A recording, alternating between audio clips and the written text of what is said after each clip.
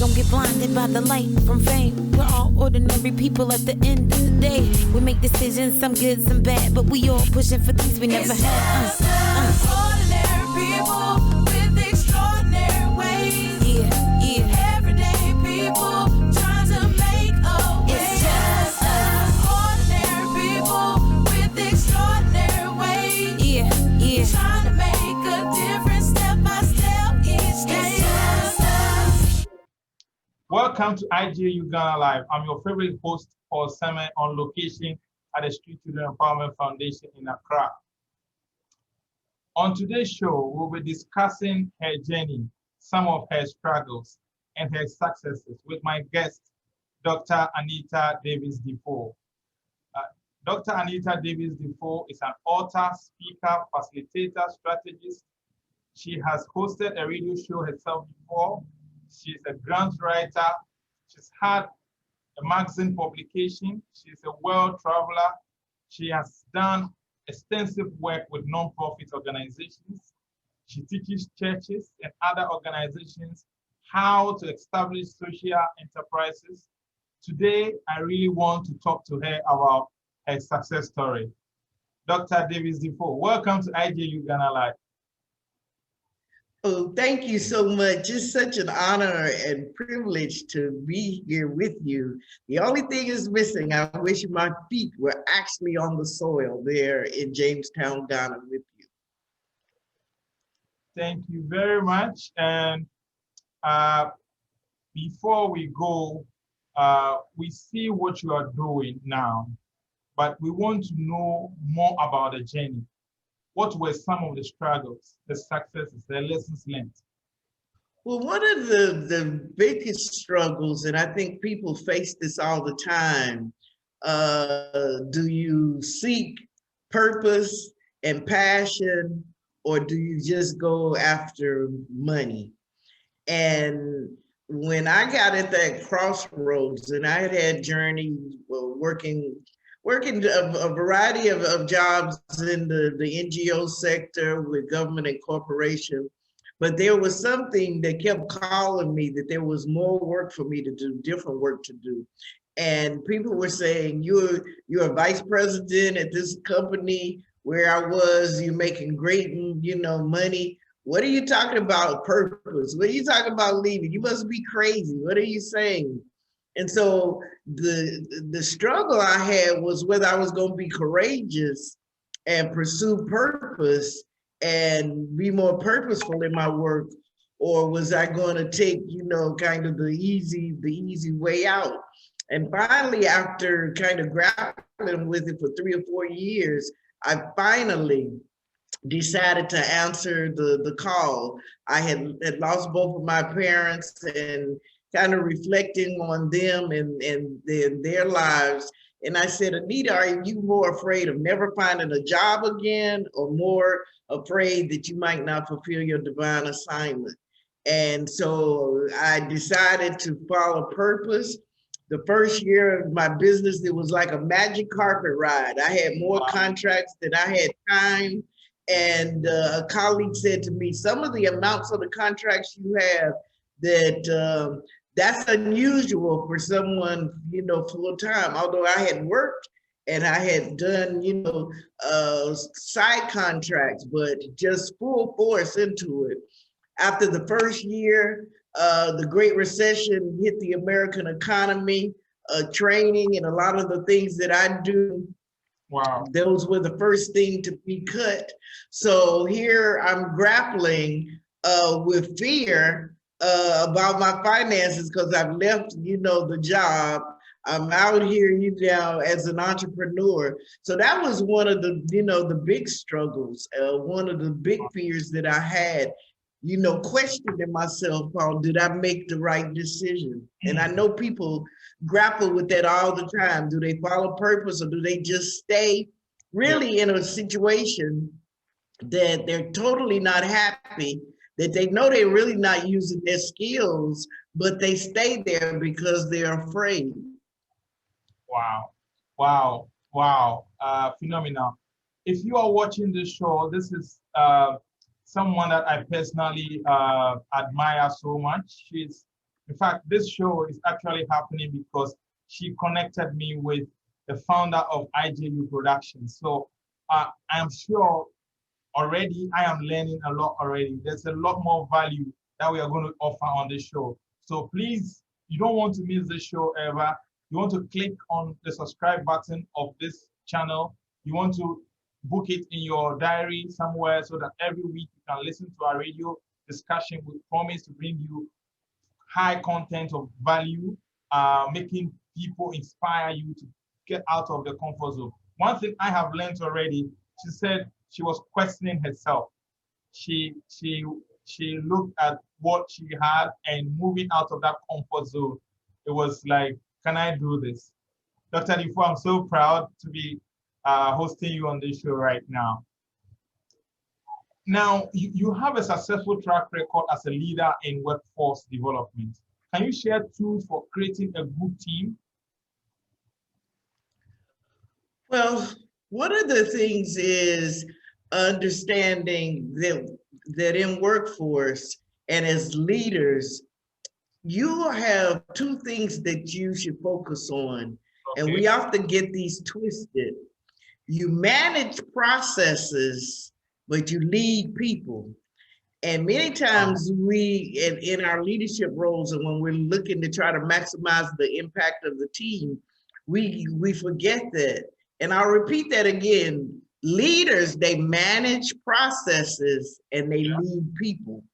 And when they need to combine those two, and they need to, always looking at the strengths of everybody, on the team.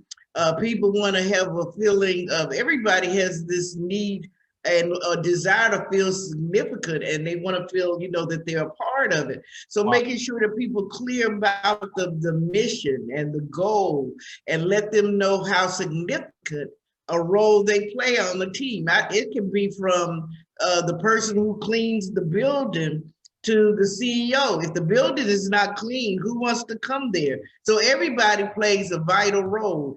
And as Martin Luther King used to say, whatever you do it with a spirit of excellence. If he used to, in his speech, he said, if you're a street sweeper, be the best, because everybody has a brand, and your work speaks about you. It's much more than the organization, it's much more than the paycheck. Everybody has a brand. I say that everybody is me incorporated. And so in building teams, you look at the strengths of people on the team, you engage people, you treat everybody with respect. And leadership and leading a team it cascades up and down, because many times the leader, you're not at the front line. So somebody on the front line, they're seeing something with a process or a program that can be improved. But if you haven't created an environment where people on the team feel comfortable speaking it, I've been in organizations where I've seen people can see the train derailing from the tracks and they won't say a word, because they're just saying, well, I'm gonna make sure I get off the train before it derails, but I'm not saying anything. So those are some key things that I would say to people when they're thinking about workforce development.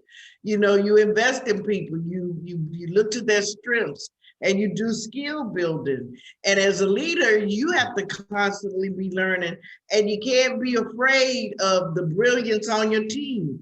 You would be a bad leader if you didn't have brilliant people on the team. That's what leaders do. You surround yourself. Because I've seen some leaders who, they're so threatened by the brilliance of the team that they start sabotaging the team and ultimately the mission. So people have to make sure that they leave their egos.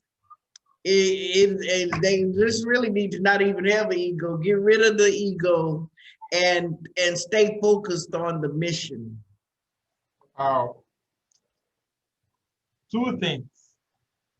Leaders manage processes, and leaders manage processes and they lead people. And whatever you do it with the spirit of excellence. Wow. Yes. These key lessons must definitely, if you have not picked anything from this show this far, I think that these key lessons you must never forget. You manage processes and you lead people. And if you want to do anything, do it with a spirit of excellence. Dr. Defoe, I am getting even more into this conversation, but reading about you, you're also known and celebrated in your work with girls. Tell us more about your program goals, objectives for Girls into Womanhood initiative.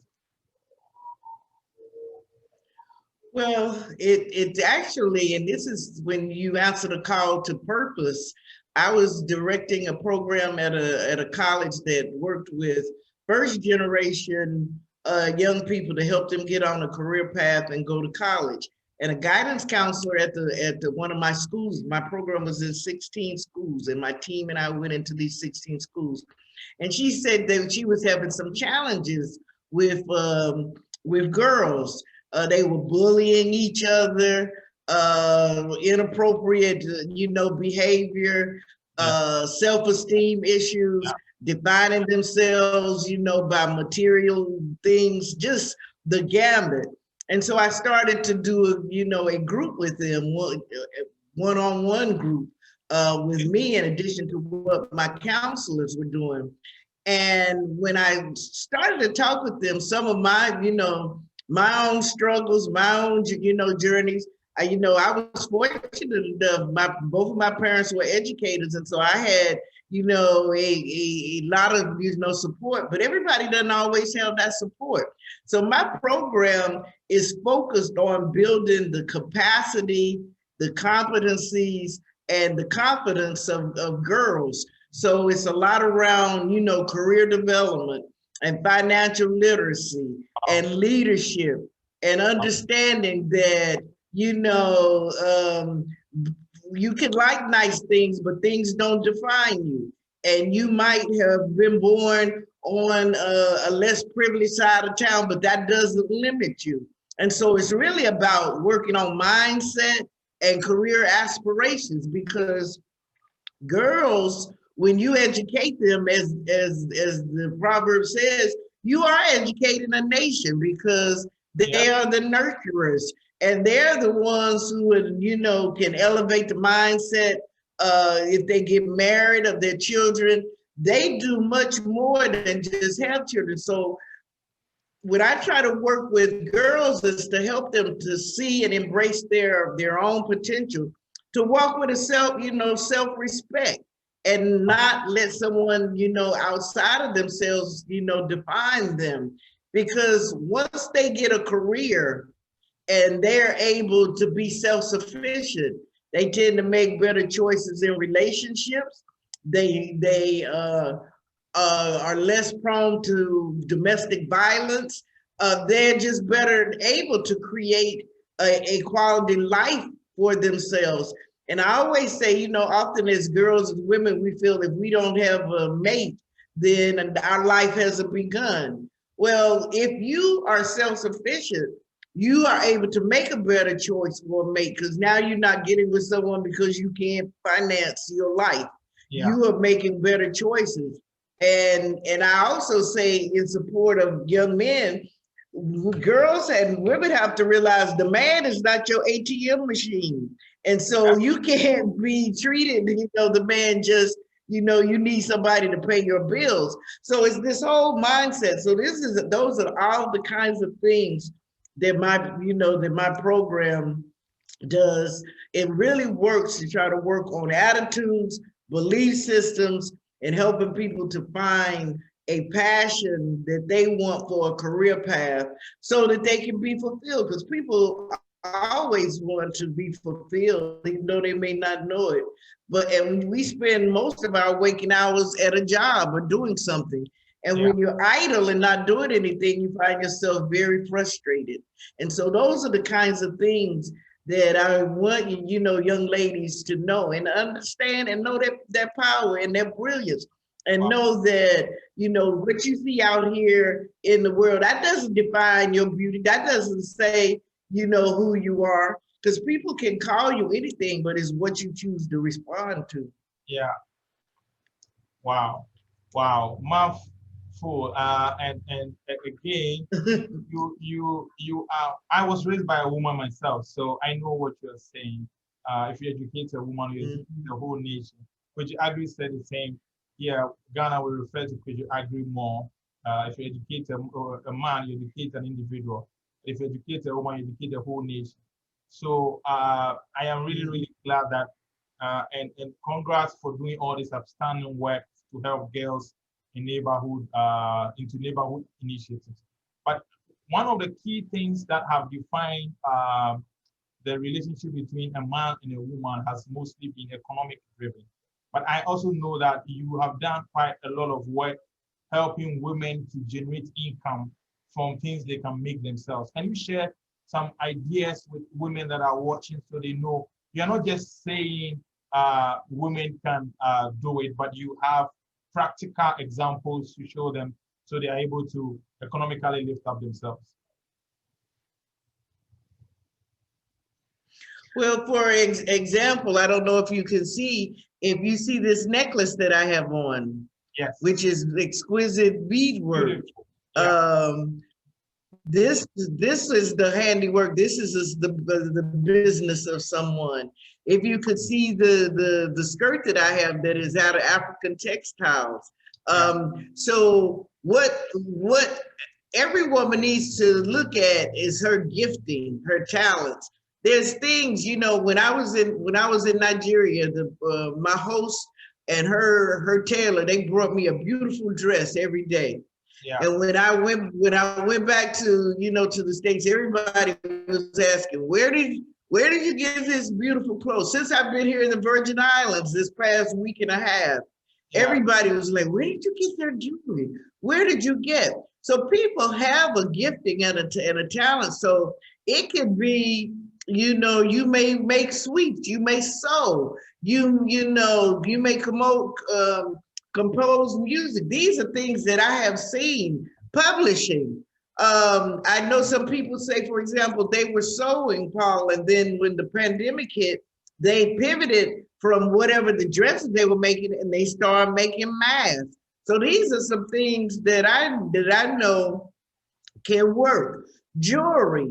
In India, for example, they have some shoes that are handmade, that is a nice style that are quite popular. I had on my shoes yesterday here in the Virgin Islands. People were asking me about the shoes. So people have to look at what are those things that they are good at. They also need to see what's out here in the market. What are people asking for?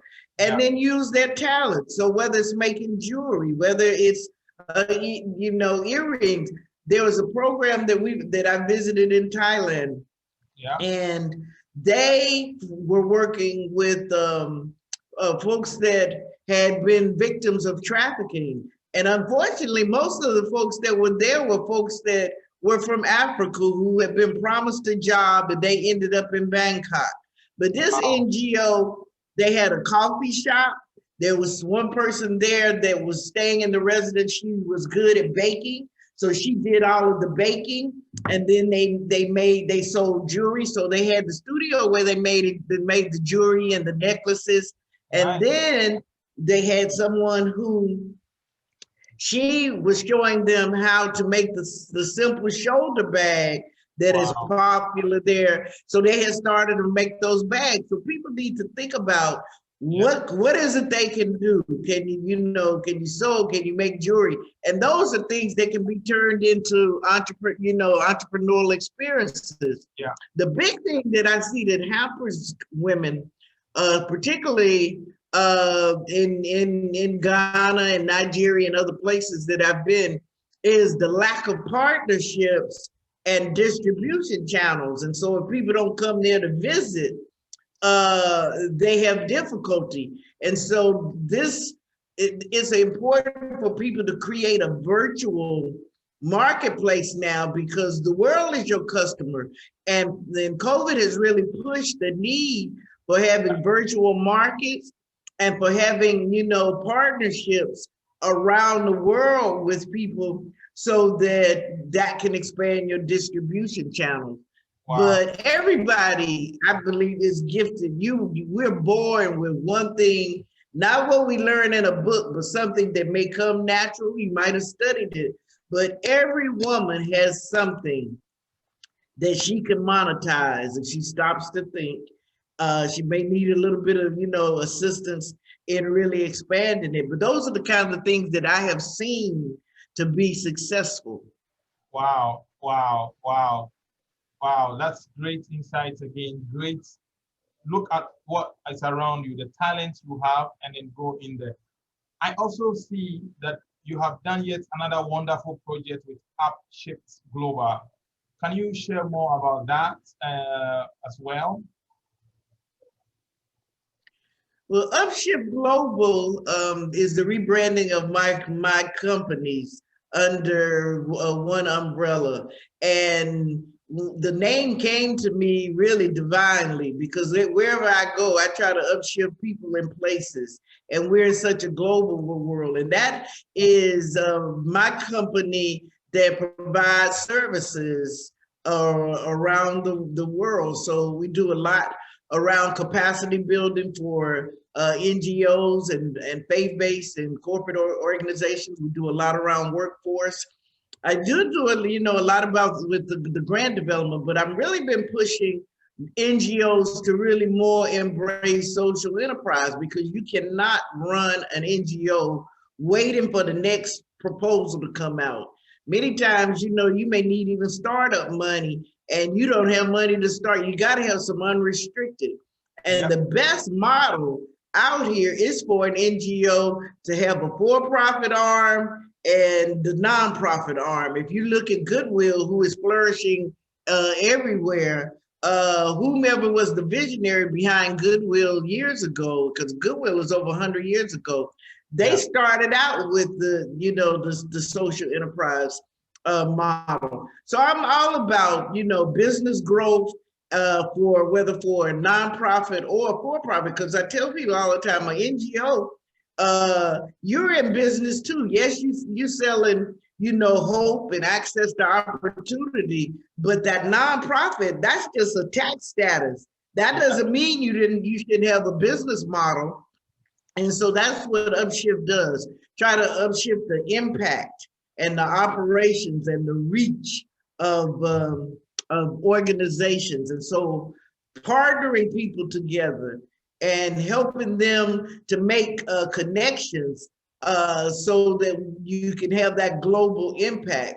That's something that I believe in. And when I look through my journey, so many of my connections have been divine connections and networking and partnerships, and somebody that I've done some work with telling someone else, because an intense marketing program I've never done. It's been divine connections from the time I left my job some 15 years ago.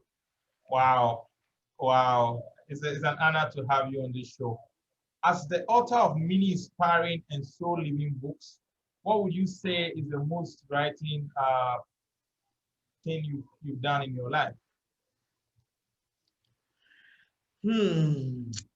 I would say resiliency and to keep going. You can write the books, you can do the speeches, you can do all of this stuff, but everybody does not have the same level, the same appreciation or the ability to be resilient. And sometimes, we expect that our journey is going to be like a magic carpet ride, that we're not going to have setbacks. And I tell people all the time, I've been knocked down, I've had disappointment, I've had, opportunities that I thought were mine and maybe somebody took my material. I mean, you have all kinds of things. Yes. But I always say the fact that you don't quit, because it's not over until you give up and you quit and you stop taking one step in front of the other. I'll tell you this long story, very short. Yeah.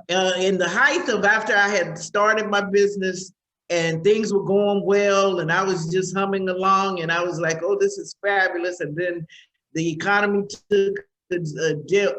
I remember I was supposed to appear at the Baltimore Book Festival with my first book at the time. Yeah. My clients hadn't paid me, Paul. My credit cards were maxed out. I Wow. had no money. And I'm like, oh goodness, what am I gonna do? Yeah. And Spirit said to me, go back to the Virgin Islands. I was in Florida. I came back to the Virgin Islands.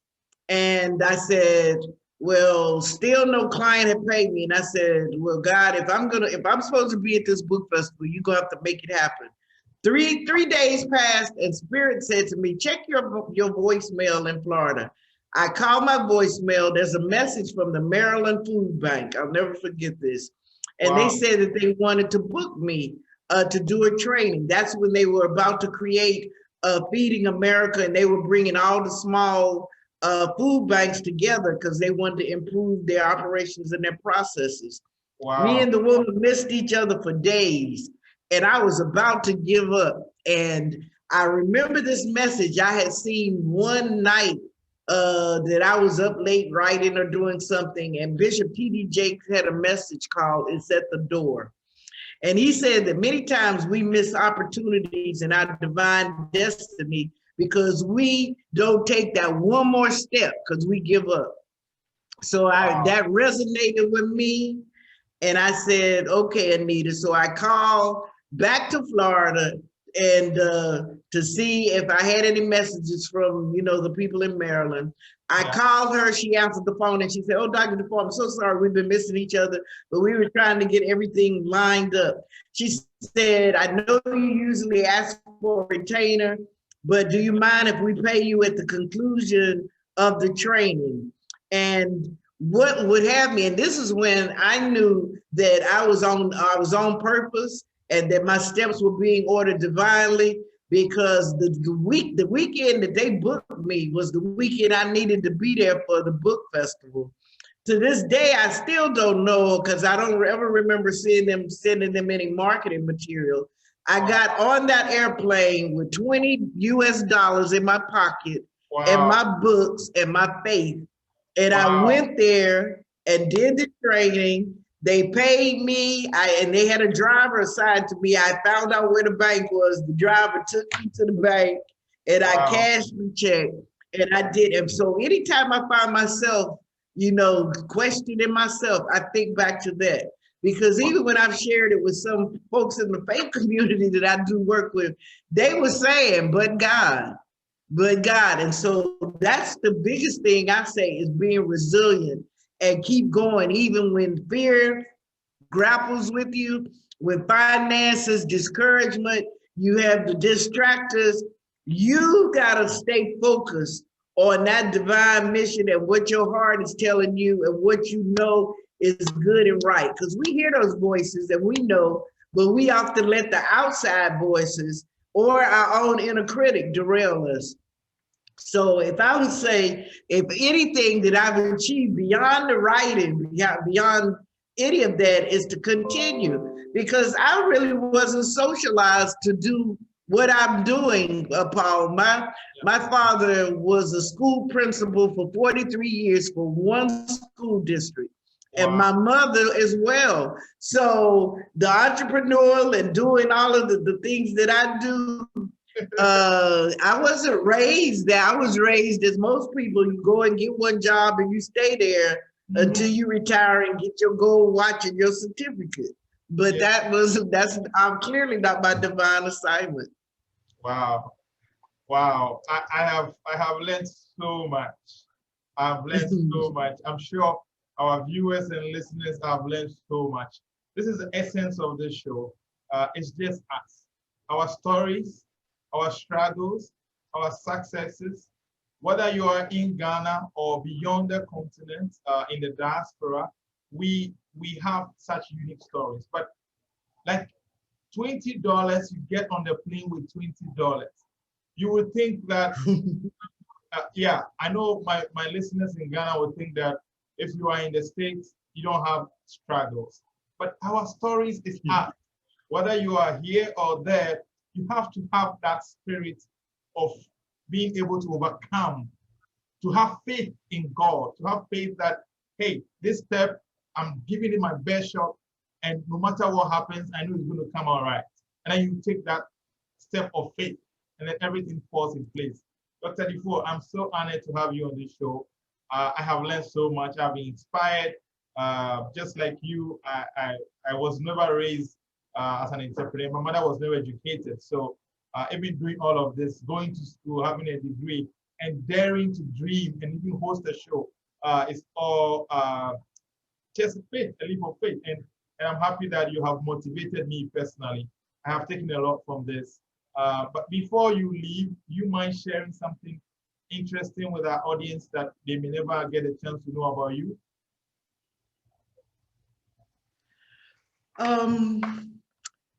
Let's see. What could I share that is most interesting about me?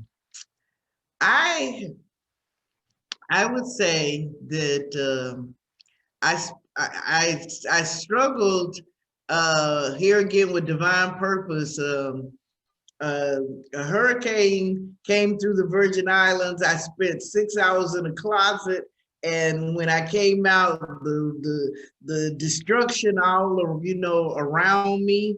But still, I refuse to give up. That's one of the things that when folks led to purpose, it took me a long time to get to a point where I would be comfortable being me and not, say what's expected to me. I would say that probably the other thing, as I met you through my colleague Yvonne from the UK, I met Yvonne through, I was speaking at an event in the UK, and she happened to be in the audience. And then she and I started, collaborating. And what was funny, people need to also be careful what they're putting on social media and what. It was funny, I was in the UK speaking, and someone came up to me after I spoke and they said, "How are you doing, Anita? Do you know who I am?" And I'm like, no. We were Facebook friends. And he was in the audience, and we had never met. So those are some of the kind of things that I would say. And then I guess the last thing I was sharing, as much as I've spoken around the world, and I was sharing this with a group I was training because they were practicing their interviews, and I said to them, the first 5 minutes where I speak, no matter, you might know the topic or whatever, I'm always nervous. I said, and someone who is kind of mentor to me, they said, that's a good thing, because when you still have that anxiety, you have a little nervousness, it means that you want to do well, you want to leave a message. And then when you stop being nervous, then you have gotten too egotistical.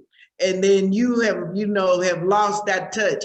So everywhere I go and speak, that first 2 to 3 minutes, I'm always like on pins and needles because I want to connect with the audience. So those are just a few of the idiosyncrasies of Anita DeFoe. Thank you very much for sharing something that nobody else will know apart from on this show. So if you're watching the show, subscribe to this channel. It's just Ask Ghana Live on YouTube. You can watch the show, you can play it over and over, you can get inspired to do more in this life. I have to bring the curtains down for today's show. It's been your favorite host for Semeh. IJU Ghana Live will be broadcasted on radio, and our YouTube channel is always going to broadcast it live as well. Thank you very much for watching the show. And thank you very much, Dr. Anita DeFoe, Davis-DeFoe, for being on the show. It's been an honor, and goodbye from location Ghana at the Street Children Empowerment Foundation. Goodbye. Goodbye, my honor and pleasure.